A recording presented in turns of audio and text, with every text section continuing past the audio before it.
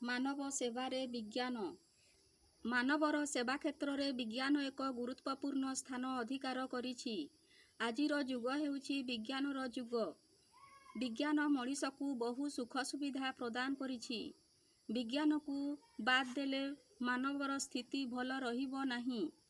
ମାନବର ବିଦ୍ୟା ଓ ବୁଦ୍ଧି ଦ୍ୱାରା ବିଜ୍ଞାନର ବିକାଶ ସାଧିତ ହୋଇଛି। ବିଜ୍ଞାନର ଉପଦେୟତା ଅନୁସାରେ ବୈଜ୍ଞାନିକ ଗବେଷଣାଗାର ଗୁଡ଼ିକ ଗଢ଼ି ଉଠିଛି।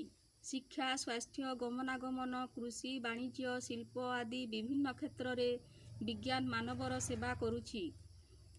ବିଦ୍ୟାଦାନକୁ ଉଚ୍ଚ କାର୍ଯ୍ୟ ସମ୍ପନ୍ନ କରିବା ପାଇଁ ଦୂରଦର୍ଶନ ଓ ମୋବାଇଲ ମାଧ୍ୟମରେ ଅଡ଼ିଓ ଭିଡ଼ିଓରେ ସୁଚାରୁ ରୂପେ ବୁଝାଯାଉଛି।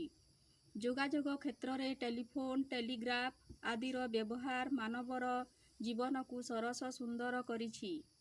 ବୈଜ୍ଞାନିକ ଯନ୍ତ୍ରପାତି ସାହାଯ୍ୟରେ ରୋଗ ନିରୂପଣ, ଚିକିତ୍ସାର ନିଦାନ ତଥା ବିଭିନ୍ନ ଦୁରାରୋଗ୍ୟ ବ୍ୟାଧିର ପ୍ରତିଷେଧକ ବାହାର କରାଯାଉଛି।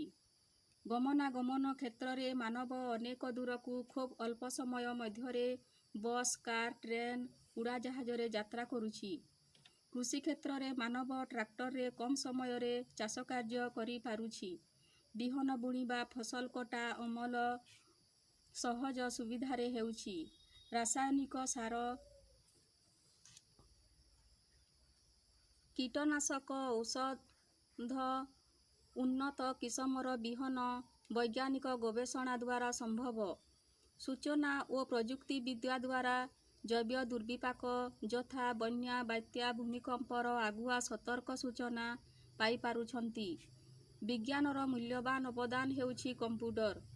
ବିଜ୍ଞାନର ଉପକାରିତା ମାନବ ସେବାରେ ବନ୍ଦନୀୟ। ଧନ୍ୟବାଦ।